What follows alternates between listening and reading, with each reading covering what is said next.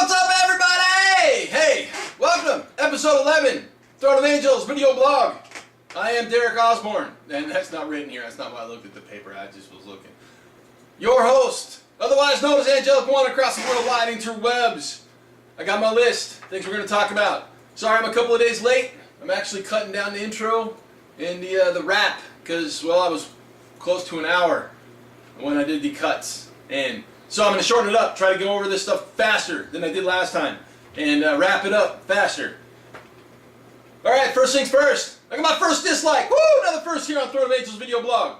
I'm cool with that. Really, I am. What I'm not cool with is that whoever disliked didn't leave me a critique or a comment to let me know what I can do to be better. I know I'm not going to please everybody, but if there's something I can do to make it better, let me know, and I will try to change and work it in and make this better for everybody, right? This is for the hobbyist and a gamer from a hobbyist and a gamer. So I want to speak to what you guys want. Let me know. Exciting news here at TOA. I have my first sponsorship. Woo! Check it out. Army Painter. What does that mean? Well, that means when I'm at conventions doing demos or doing paint demos here, I will be using their paint exclusively, which is awesome. I'll talk a little bit more about that in a couple of minutes. Rewind. Last episode, we went over little Dream Pod 9 action, Heavy Gear Blitz 2-player starter. Some of you may notice I got a broken piece. Well, John Nguyen, or John Gwynn, I didn't ask him how to say it, but he watched the episode and he sent me a message, and I quote, he said, "Dude, we have the most excellent customer service program. You tell us what the issue is with our product and we'll replace it for free." Guess what I got? I got a replacement arm for free. I mean, literally. He was Johnny on the spot, snapped it up, took care of it. He also went on to say that they have got a comprehensive image item gallery on their website, their web store. So you can go in there, you can pull the image, tell them exactly what parts you need, and they will replace it, literally no questions asked. That is awesome. That's customer service. Now, I'm not a customer is always right kind of guy, but when somebody's willing to take care of me, I want to take care of them. John, you're awesome. DP9.com is awesome. You guys go there now and support that company. Other big news across the webs. Alfonso, my buddy. Alfonso, also known as Alfonso the Trader. You guys may know him from early Privateer Press stuff. He was a guy that built the big, huge dioramas of some of the really awesome stuff that you saw in the Mark I books, for those of you who were around that long. He's got his own YouTube site. Alfonso the Trader. Yes, that guy is awesome. I will put a link probably somewhere in the comments section for you guys to check it out. But follow him. He is a genius when it comes to building terrain.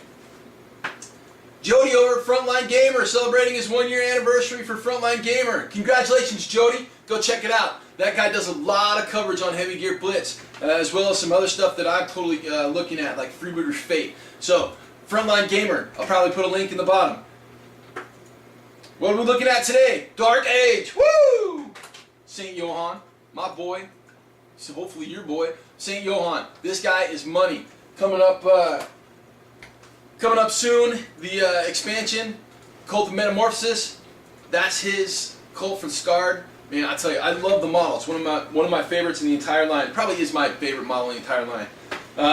We're also going to look at my buddy Kevin's St. Luke painting project. So first painting project here on the Throne of Angels video blog.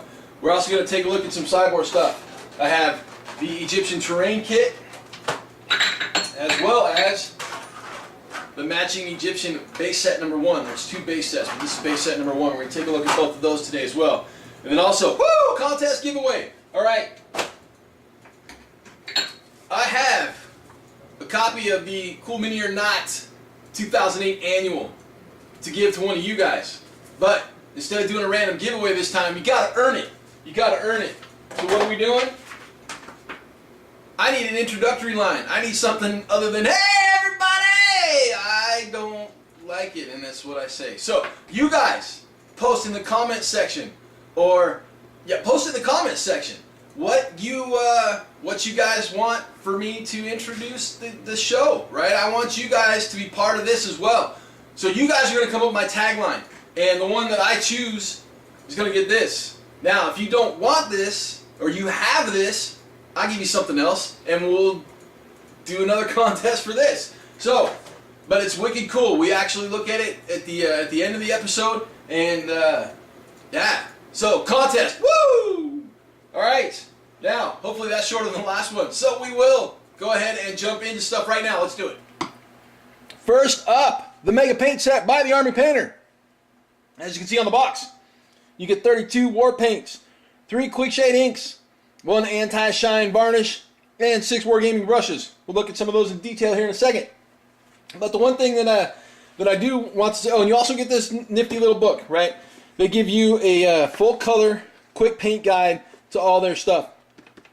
This is what I want to cover.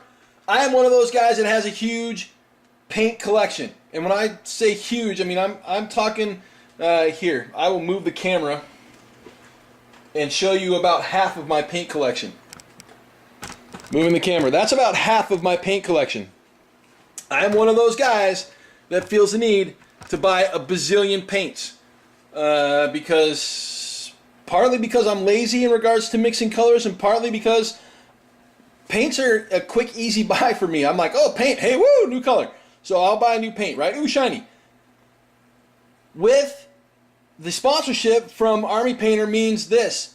I will now be using this paint set to do all my demos. So they're forcing me to think outside the box in this. I have 32 paints, or 32 colors to mix all my paints with. Almost spilt my lemonade. That would have been a crime. And I probably would have been unhappy. So 32 paints to mix my paints with. Now I will say they don't have inks yet, which I will still use inks because I'm a big proponent of using some inks to actually tint your colors. But I will use a set of inks from another company, and I'll be honest, I doubt that I'll use the quick shades because they are oil based, and I am not an oil based kind of guy. The point for the Army Painter and the scope of what they try to do is to get your force painted and on the table as quickly as possible, which is awesome. Because I am as guilty as the next guy in regards to playing with metal figures, right? I mean, I'll throw a metal figure on the table. I'll throw a primered figure on the table. I mean, heck, quite honestly, this is a model from the last 40K army I played, which was Grey Knights, and that's not painted. It's got a base coat on it, basically. So I am guilty of that, right? With this, I'm going to teach you guys how to think outside the box. As a professional artist, I'm going to teach you guys how to, mix colors. And again, this will take a little while, and it'll be one of those things that we kind of work into. But you will see me with nothing but Army Painter paint at conventions when I'm doing demos, or Army Painter paint at local events when I'm doing paint demos and instruction. And you will see me using nothing but Army Painter paints here on Throne of Angels when we sit down and start doing walkthroughs and that type of stuff. And those are coming. Those are coming. All right, so I'm really excited about this. And I want you guys to check these paints out because I am actually very pleased with what's in this. Now, you get 6 paintbrushes to start out with, right? You get 6 paintbrushes for pretty much every application. And I did bust this one out and I started using it because I wanted to check it out and I wanted to see what their paint range was like and how it was going. And this is painted with all Army Painter paints. Obviously, I haven't slapped the black around it, but that's part of Kevin Clark's St. Luke Force. That's actually St. Luke's base. So we'll go over that here in a minute. But you basically get the giant vehicle terrain brush. This one here is an insane detail brush. It's this little teeny tiny thing, and honestly, I use the number 2 for everything. But look at that thing. That thing's awesome, right? Good point. And it is possible that I may use it. This is their character brush. It looks to me like a 0. This is as close to a number 2 as they have. This is what they call the regiment brush. You actually get this. This one here is kind of cool. This is the small dry brush, but it's actually an angled filbert. So an angled filbert as a dry brush. I've never thought about using an angled filbert as a dry brush, but it's a brilliant idea because you'll get a staggered approach to putting paint down. And then finally they give you a highlighting brush which looks to be probably a number 1, I'd say. So you've got the full gamut. You've got a 2, you've got a 1 and a 0, maybe a double 0. So you've got options, right? You've got options, and these all come in the Mega Paint set, which is kind of cool. Again, I'm going to basically show you a dropper bottle for Vallejo and the Mega Paint set. So the Mega Paint Set, you can see the bottles are a little bit different. Caps are similar. First difference is 17 millimeter, or milliliter, excuse me, and this is a glaze. 17 milliliter, 18 milliliter. This is the biggest difference that I've noticed so far. And I'm actually pretty impressed with it. One second while I clean this off. And I'll clean this one off. And this is a big deal for me. So look at the difference in the size of the holes, right? So I have had problems in the past with Vallejo stopping up on me. I've also had problems in the past with them being a little dry, and I squeeze the bottle a little too hard and I get this huge glop of paint that just, you know, bum rushes out of the paint pot.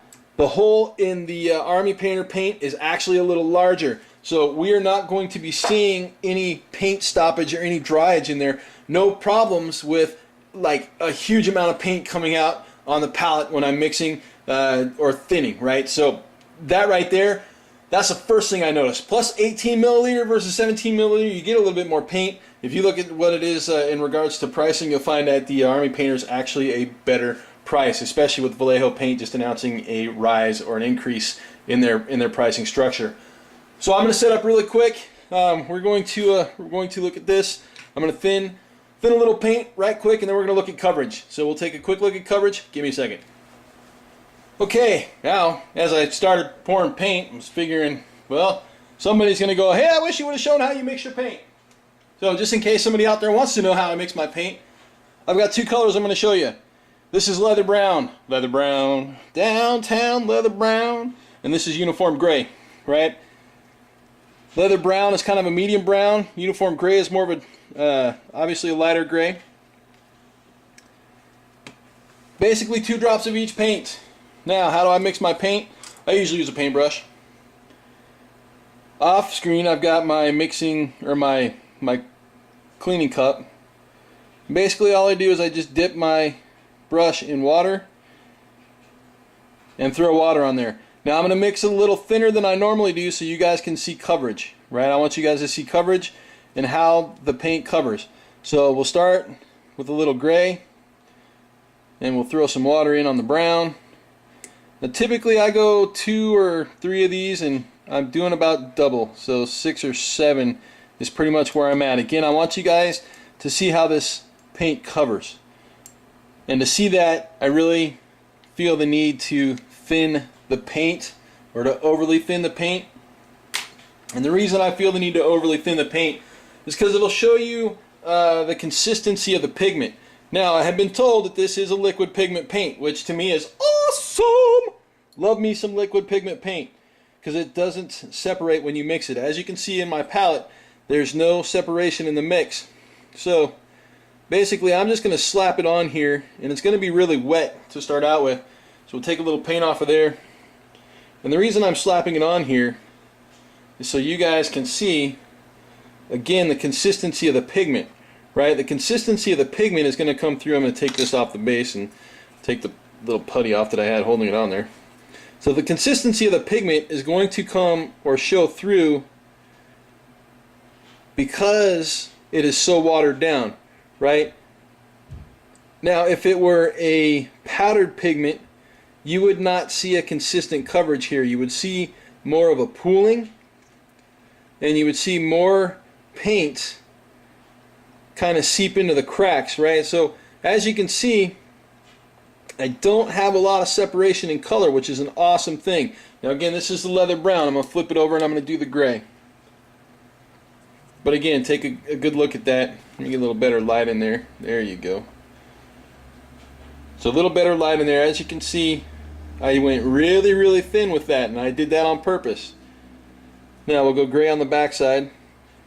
We'll mix that up a little bit. And again, we'll do the same thing. We'll just spread the gray really thin across the back.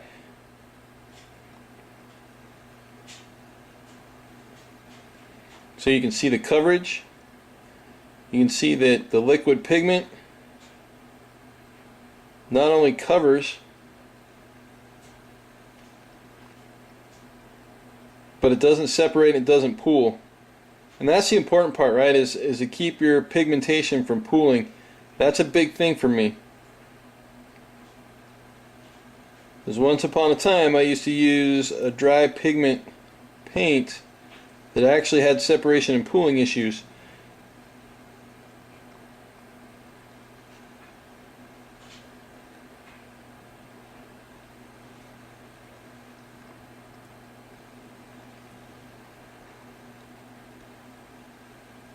So you guys saw how thin I painted, or how thin I went with this paint, and you can see that I am actually getting a lot of opacity in regards to coverage on that. That is just crazy. That is almost the entirety of the back of that rock with literally one dip of my paintbrush in a paint that was thinned 6 or 7 to 1. That's amazing. Actually, it was a 4 or 5 to 1 because I went 2 drops of paint, yeah, and about 8 or 9 drops of water. So about 4 to 1 on that thin job. And you can see there's a clear delineation between the gray and the white, and I'm tilting that here so you guys can get a better look, hopefully, at the difference between the white here and the gray up here. Good coverage. So what's it look like when it dries? Look at that. That's awesome. I'm going to go ahead and slap that down here on a lower level. Let me clean out my brush really quick. I hate to say it, I'm a brush licker. I know it's a bad thing in some people's minds, but I've been doing it for almost 20 years and I'm not dead, so. Alright, here we go with the super zoom. Checking out the brown. So, that's the coverage on the brown. Let me get it back to where it's focused in. Alright, there we go. There's your coverage with the brown, and then we'll just turn it over really quick. And you can see how well that actually covered the top. Like I said, I'm very, very pleased with the paint from the Army Painter. The liquid pigment is awesome.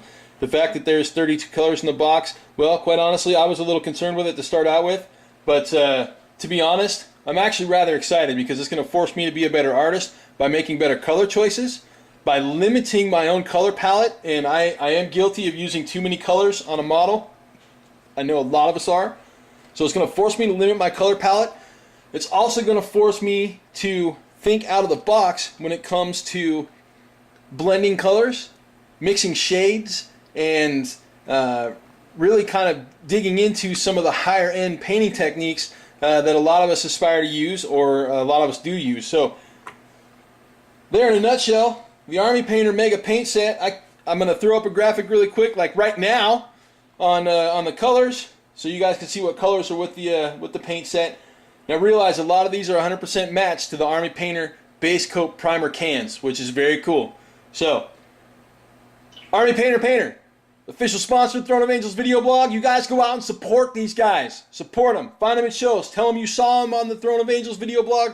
When you buy their product, shoot them an email. Say, hey, I'm buying your product because I saw you on Throne of Angels. I want them to know that I support them. So, if you guys tell them that you're supporting them because you support me, I love you. Alright, that's the Army Painter Mega Paint Set. Let's move on. Woo, yeah, Saint to the Johann. Alright. I'm adjusting a light and getting a glare, so we'll kick that glare out of there. First thing, everybody knows 40mm base. Love me the 40mm base. Why? Because it's a shock troop base. 40mm base means shock troop. Now, St. Johann, he's a shock troop of all shock troops, right? This guy is a beast. Now, I'm not going to talk about him in game terms, but here's his game card. You know, there's a lot of rules there. He's awesome. Sauce. Like Billy Badass. Awesome sauce. So, St. Johann, badass. Right? There he is. Done up and painted all pretty like. Honestly, I think this is one of the best models out of the Dark Age line. I absolutely love this model. The first time I saw St. Johann, I was like, if I'm playing, even if I'm not playing, I'm getting that model. Well, check it out. He's a limited edition, right? What does that mean? That means there's not a whole lot left. Go buy one. I will say, though, I know there's probably a new sculpt coming because he is the leader of the Cult of Metamorphosis being released in the new Dark Age book coming here this summer. Excited for that. But as you can see, we are a, 3, 5, 6-piece model. You got the main model. You got his arms. You got his grafted appendages, and then the scabbards for his swords. Right? Johann's a pimp. So Johann basically was a saint for the Forsaken, and he broke one of their biggest laws, which was grafting on humans is illegal. Well, these appendages, these crab-like things that come out of his back, those are grafts. Basically, grafting is like cybernetics in the Dark Age world. So the fact that he like embraced grafting and went all graft monkey on everybody, the Forsaken said, we gotta kill him. So they basically attacked his fortress, and he fought and killed a lot of dudes, and then basically took a ragtag fleet off into the sand desert dune mess of the northern wastes, ran into the Scarred, the Banished, whatever you want to call them. They were the Banished, they're now the Scarred. They kind of grouped up. I think when Johann actually entered into the Banished, that's when they became the Scarred, right? But I don't know for sure because I've only been playing the game for a short period of time. But if I remember correctly, that's kind of how it rolls. So St. Johann, going to be featured heavily this summer. I'm going to be really pimping a lot of St. Johann stuff because again, this is my force right here, right? This is my army leader when I'm like throwing down. So let's take a look at him up close and personal. We'll get rid of the card and the awesome limited edition action sticky there. Oh, sticky. All right. To the Johann. Here we go. Zoom and zoom, zoom. All I want to do is a zoom, zoom, zoom, and a boom, boom. Shake, shake your rope. Now again, these are the kind of things that I look for. Let me grab my... I don't have any open clippers. I've got guys being glued and painted on every single one of them. So we will grab... Woo! Pair of tweezers. This right here, right there. See that? That's what I look for. I look for these kind of things partly when I do my reviews, but also when I am putting my models together, because I want to know how much extra work I gotta do to make a model look pretty. Now again, I'm not thinking I gotta do a whole lot of work here. So we will look him over. I'm gonna zoom out so it's not so in your face. I'm gonna look him over right quick. Billy Bad Boy prettiness. I'm looking in standard places. You'll find typically as you build more models, you'll know exactly where to look for mold lines. And the reason being is because they all pretty much go in the same place, right? Typically, a lot of the times it's just they try to hide them down their sides. Johann is clean. It's clean. I like clean, not dirty. So you can see a mold line on the bottom, right? There's a mold line. So if you see the mold line on the bottom, you typically want to follow that mold line up and look to see if it tracks up. And this one, there's a little bit of trackage right there in that cloak area, but it's the bottom of a cloak, right? Quick brush with a file, and I got nothing to worry about. What I'd be worried about is if it carried up top into the rest of that cloak, and I see a little bit of work that I'll need to do right there. But really, no work on the backside, no work on the head. That always like disturbs me, right? Is when you see a mold line go right across somebody's face or right across somebody's top of their head. That just totally kills it for me. Man, this guy's got some awesome detail. So we're going to take a look at his arms, and then we'll super zoom. Well, actually, we'll take a look at his grafted appendages first. Grafted appendages. I'm going to bring this light out a little bit to dim it down. You know, again, we've got little bits of piping that we'll have to just scrape off, basically, and that's just venting, right? I expect that stuff on the end of weapons, no matter what weapon it is, quite honestly, whether it's a sword or an appendage like this. Obviously, we got some down at the bottom of the scabbards. But again, looking for mold lines, looking for mold lines. This is so much easier with a pair of forceps. I don't see any mold lines. That's good. A+. Arms and swords. Swords! My kingdom for a sword! What movie's that from? My kingdom for a sword! Somebody kick me that movie, and I may send you something. Why? Because I'm cool like that, and I like to send stuff to people. Because it's fun.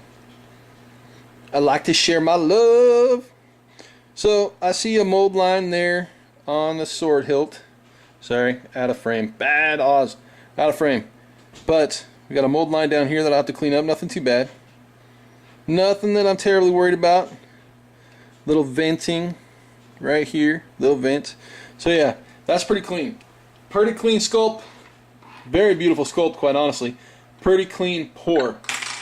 Pretty clean. Not disappointing at all. Alright, let's take a close up. Super zoom, super zoom, super zoom. Man, look at the detail on that face. That's awesome. Awesome facial detail. Obviously, if I go in any further than that, we are going to be out of focus. See? Out of focus. Alright, so that's as far as we're going to go. One thing I do want to show you, I want to show you the detail on his arms. Look at that. Dude, how awesome is that? I'm excited to get this guy together and painted and on the table. Because I have not played him yet. Right? I've been waiting and waiting and waiting. And he finally showed up. Because, like, my buddy Kevin was supposed to hook me up a long time ago. And he came with, like, his army. so yeah. I got Johann with Kevin's army. Which means I've got to do Kevin's army before I can actually get my paintbrush into Johann. But look at the detail around his waist and his upper body. Man, so awesome. Terribly excited. Woo! Big money. Yes. That's right. St. Johann. Big money. I love this guy. That is St. Johann for the Dark Age Scarred Forces. The upcoming Cult Metamorphosis. I love it. Alright! Welcome to the first ever project review. I don't consider Kang a project review because Kang is a modeling enormosity, right? That's a word. I just made it up. Use it. Enormosity. Figure out how to define it and tell me. So, I should say first ever army project. First ever Throne of Angels army project right here. Bang. Chakalaka. This is my buddy Kevin's St. Luke Force. Now you guys have probably seen St. Luke before. I have featured him here in the video blog because he's Billy Badassedness, right? I'm using that term today like nobody's business. You can see fully painted photos of him on the Throne of Angels video, or excuse me, the Throne of Angels regular blog, throneofangels.com. Yes, I registered it. I did it. So, he's complete. That's his base. 40mm madness. Woo! Shock troop in the house! Alright, St. Luke is done. His base, just need to finish up a little bit. I need to polish those crystals so they're nice and shiny, and then obviously black loop the bottom part of the base. This is Lucky. She's a bounty hunter. She's what I'm working on right now. She's cool as hell. These guys are strikes. There's 6 plus the leader. 6 plus the leader. That's right. 6 plus the leader. Up here in this corner we got Firestorms. 6 plus the leader. And then their bases. As you can see, this whole entire army is being done on the Groundworks bases by CoolMiniOrNot for the Dark Age line. They are resin base inserts. Hold on a second. I've got one left over that Kevin sent. Oh, there's one over here. He actually sent me 2 40mm, and he doesn't have 2 guys on 40mm bases. So that's what they look like up close. They actually have a slot that fits almost like I basically sand this down just a little bit, and it fits in perfectly right in the top of the custom or the round slot of bases that you get with like the Dark Age figures. So these are cool. Go get them. They actually have quite a few different types, but as you can see, we're using the crystal something or other. I'll be honest with you, I'll have to look it up because I don't remember what they're called. These guys are the Stingers. There's 6 of them in there, and I have not put them together yet, so I still have to do that. As you can see, I obviously still have to pin for the strikes, all the Firestorms and the Firestorm leader, and mount them to bases. The Arsenals, same thing. They have to be assembled, and they actually have pre-molded bases, so I'm not going to wait for Kevin to send me more of the inserts. I'm just going to put them on bases and probably do a little bit of something to make them look similar. Arsenals up here in the corner. There's 4 of them. There's a Marionette. That's a Fixer. And that's a Medic. So for those of you who haven't seen the Medic model, this is a Medic model from the Forsaken line. I think it's just awesome. It's one of my favorite models in the whole line. It's wicked cool. It's very simple sculpt, but it is dead sexy. So go take a look at that. Alright. That's my project for the next quite honestly, it's probably going to take me a month, maybe 6 weeks to get it all done and painted up to a standard similar to that. I want Kevin to be proud of this, and I want him to enjoy it and put it on the table. So, Kevin, there's the progress for you, my friend. Much love going into this. I hope you enjoy it. The rest of you, I hope you enjoy the progress as we roll along. Yeah, continuing on with our Battlefield accessories reviews. You know, again, always looking for cool stuff to add to the Battlefield. This is a quick and easy set from the guys at Cyborg Monstrous Miniatures. I love those guys. I love some of the individual stuff that they have. I've always been a big fan of Chaos Dwarves, and their Moscow's line is really, really sweet. I've got a couple of their bears on, or excuse me, their dwarves on bears. You know, really, Dwarf Cavalry needs to be on bears because it's awesome. And so today we're looking at the Egyptian terrain kit, 4 pieces, right? So scale shot, we'll bring in the old Terminator in the middle. I don't have the Berserker anymore. I got rid of him, so I don't actually have any jacks any longer. But I'll tell you what I will do is I will bring out the Seraph, because I do have a Seraph. Seraph! Woohoo! So Seraph is about the same size, a little bit bigger than a Grey Knight. As you can see, size, scale, comparison. I guess I'll start using the. That's not a Seraph. Man, I had a Seraph in my hand, pulled out a Nephilim soldier. So War Machine Hordes players, forgive me. That's a Neph soldier. All right, Neph soldier, Grey Knight. There's your size comparison. As you can see, we'll kind of give you a stand-up look as to. How tall these pieces are with the whatchamacallits. This is not my paint job, so don't go critiquing my paint job because it's not me. A friend of mine, B.A. Sparks, did that. Alright, there you go. There's your size comparison. We'll get rid of these guys and we'll go ahead and do the zoom-tasticness. The zoom pretty. So one of the things that these guys have done with this set, which I think is really cool, is they've tied it in with just a little scarabs. We'll show you a couple of different places where they have scarabs. So we get close, don't want to kill the detail by blurring it out, but you can see the detail in the lines, these pillars. Look at that sand script on one of them. This one actually has like an Egyptian design with some sand script in it. There's a couple of scarabs. The piece that we looked at earlier with the army painter work, a couple of scarabs there. One of the things that really catches my eyes that these guys do is they do a lot of the broken or ruined facial statues, or faces of statues I should say. More scarabs there. Scarabs there. Look at that, scarabs everywhere. There we go, there's some of our sand script. Now I don't know if it's real or just made up lines, but real would be cool. So decoration on the pillars, your carvings. So these pieces, obviously, you can do with them as you will, right? You can put them on a static square plate. More scarabs there, skulls in the back. So, you know, I mean, we're looking at a cool little set here. I believe this set was like 23 bucks. 4 pieces, high quality resin, lots of detail. 23 bucks. I mean, really, you can't beat it, right? It's a simple, easy addition.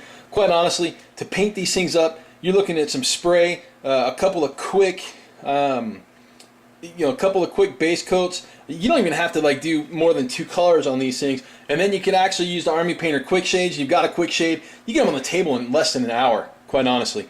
So you can use them as individual pieces. Obviously, you know they're based up, so you can move them around, or you can mount them on hard card, or put them on a scenery terrain element. Pretty much do whatever you want to with them, right?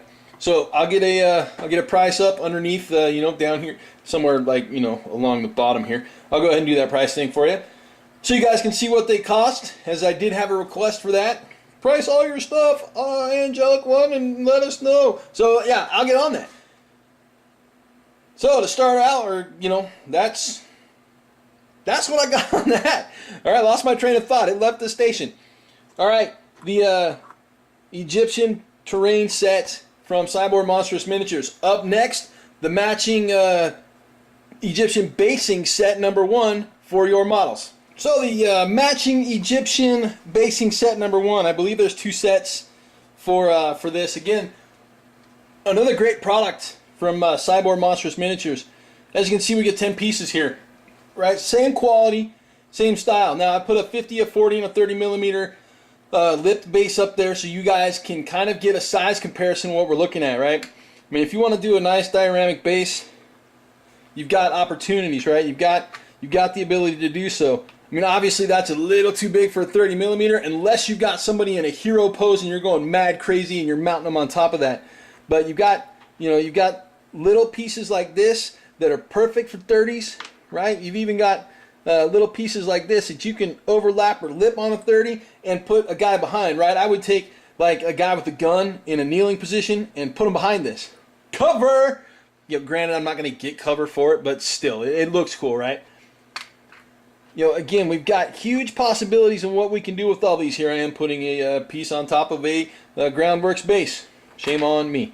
But, you know, again, as you can see, really what I'm trying to do here is to give you guys a size comparison of what we're looking at. So let's look at some detail. We'll get these out of the way. And we'll lay some of these flat that need to be laid flat. Some of these don't need to be laid flat. Look a scarab. Alright, so let's look at some detail. We're not going to look at every single piece, but we'll look at a couple, 2, 3. Super zoom. Let's see how close we can get. And we're blurred. There we go. And we'll adjust the lighting a bit so the shading's not so terrible. Again, I'm not a professional lighter. I do not do that industrial light and magic thing. Because, well, quite frankly, I don't have the education or the know-how. I'm an animator. I make things move.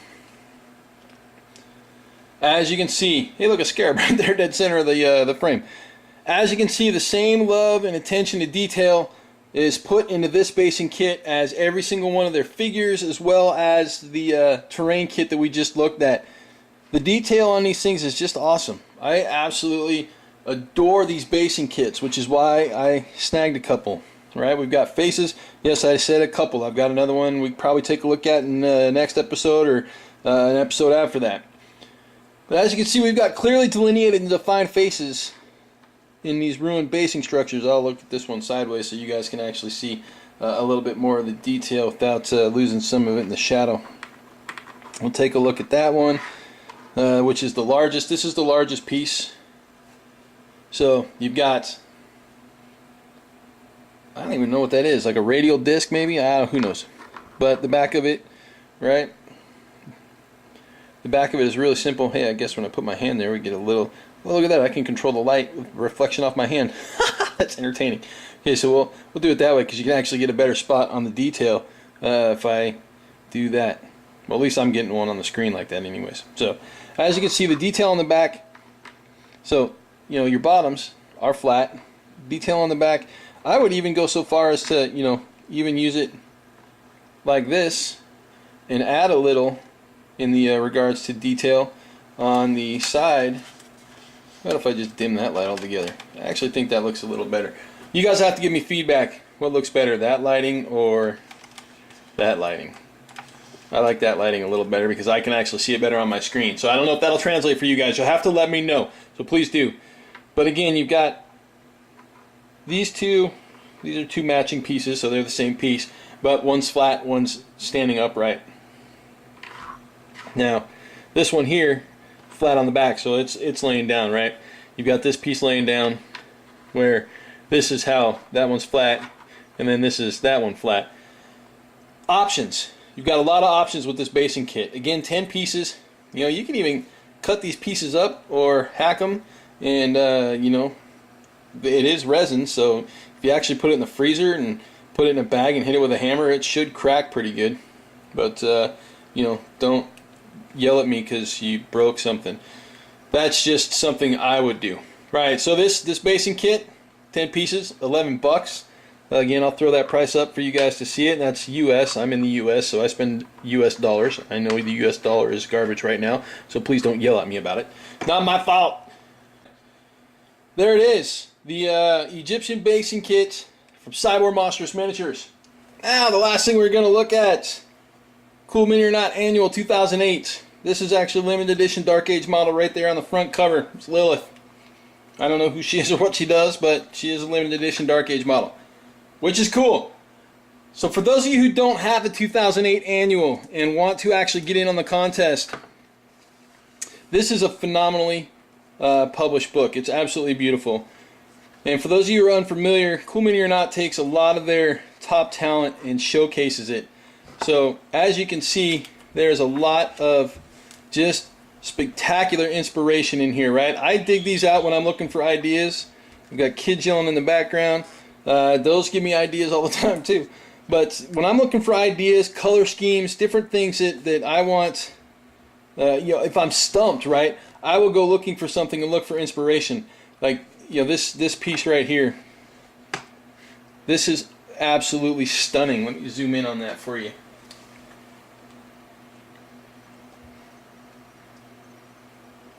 The colors are extremely subdued, but the palette is just amazing, right? I mean, if that doesn't scream Wonderland Fairy to you, we need to talk. But then you've also got something like the harsh Dragoi. I think that's a Dragoi, at least a winged vampire there from the Games Workshop line. Such a different color style, different color scheme, but you've got all of that throughout this book, right? You've got a really beautiful Eldar Asserman right here by Chris Wheeler, which is just, I mean, the coloring on that is phenomenal. It's just a beautiful blue and white. But then you've got the Death Knight of Krieg on his plague horse up here, and then, I don't think they're plague horses, but that's what they look like to me. And the coloring, the contrast between the two is just really amazing, right?